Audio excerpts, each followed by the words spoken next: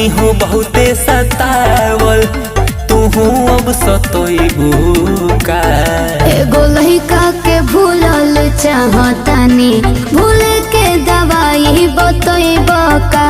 एगो लड़की के भूलल चाहतानी, भूल के दवाई बतइबू का।